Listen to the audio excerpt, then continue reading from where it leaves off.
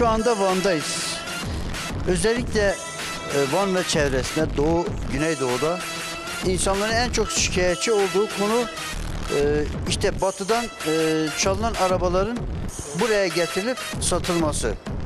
Şimdi bunun önüne geçiliyor. Ejder Usta var yanımızda. Van'da güzel bir merkez açmış. Özellikle batıdan çalınıp buraya getirilen araçların baş belası diyebiliriz. Artık bundan sonra çalınan araçlar bu bölgeye giremeyecek. Peki nasıl giremeyecek? Merhabalar. Merhabalar. Önce bir sizi tanıyalım. Ben Ejder Özer, araba ekspertiz uzmanıyım. Evet. Şimdi halkımızda biliyor ki şu son dönemlerde araba dolandırıcılığı çok oluyor. Bunun önüne biz geçiyoruz araba ekspertiz olarak. Yakında da zaten araba ekspertiz olmadan satış yapılamayacak. Noterler satışları kabul etmeyecek. Araba ekspertizin raporu olmadan satış yapılmayacak. Bu raporlar elinizde olduğu zaman hem aracınızın detaylı bilgilerini öğreniyorsunuz. Hem aracınızda eksik var mı yok mu, boyası var mı, kazası var mı daha önceden bunları biliyorsunuz. İkinci el alınca gönül rahatlığıyla biniyorsunuz yani. Evet. Şimdi Ejder Usta yıllarca İstanbul'da çok deneyimli, genç, dinamik bir usta. Şu anda Van'da çok güzel bir yer açmış. Son model teknoloji. Bakalım Ejder Usta burada araçlara nasıl bakıyor, neler ortaya çıkıyor?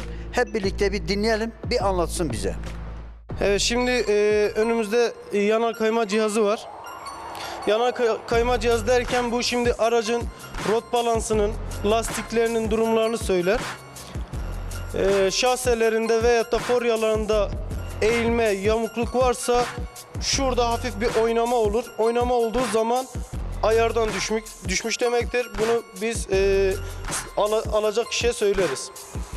Şimdi süspansiyon sistemi havalı veyahut da havasız yağlı süspansiyonların değerini ölçer. Patlak olduğu zaman düşük değer verir. Her 4 süspansiyonun da bilgisini bize aktarır. Önler ve arkalar. Bu gördüğünüz makine tanırsınız belki, muayene istasyonlarında olur. Fren test cihazıdır. Disklerde, balatalarda herhangi bir problem olduğu zaman direkt aktarım yapar. Ölçümünü yapar. Değerler yüksek çıkarsa zaten otomatikmen disklerde veyahut da balatalarda problem vardır. Bu gördüğünüz makine dyno cihazı. Dyno demek güç demek, performans demek. Aracın önden çekişli veyahut da arkadan çekişli veyahut da 4x4 araçların performansını ölçer bir cihazdır. Motor performansını ölçüyor. Motorunda herhangi bir aksaklık olursa turboda, enjektörlerde veyahut da ki benzinli araçlarda, silindir kapaklarında veyahut da motorunda herhangi bir problem olursa dyno test cihazında zaten otomatikmen performansı düşük çıkar. Baskı balatası zayıf araçlarda performans düşük çıkar. Şimdi motor oranı diye verdikleri oranları söyleyeyim size. Tabii halkımız şüpheye düşüyor. Tabii siz %90 veriyorsunuz, başkası %80 veriyor veya da %75 veriyor diye bir şey yok. Motor oranı beygir gücüne göre verilir. Beygir gücü düşükse zaten motor oranı düşük vermiş demektedir. Motorunda elbet bir problem vardır. Ama herhangi bir problem yoksa zaten beygir gücünü tamamen vermiş olur. Şöyle anlatayım. Şimdi bir araç alınca siz soruyorsunuz mesela motor oranı nedir? Motor oranı siz kendinizsiniz. Eğer aracı güzel kullanıyorsanız zaten otomatikmen bu araçla yaklaşık 300.000 ya da 400.000 kilometre yapabilirsiniz. Eğer aracı kötü kullanıyorsanız, iyi kullanıcı değilseniz bu araçla en fazla yapabileceğiniz 100.000 kilometredir. 100.000 kilometre sonra zaten motor haşat bir duruma gelmiş olur.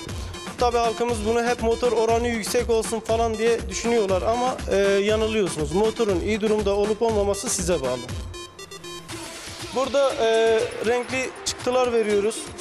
Aracın kimliğini biz araba ekspertiz olarak veriyoruz.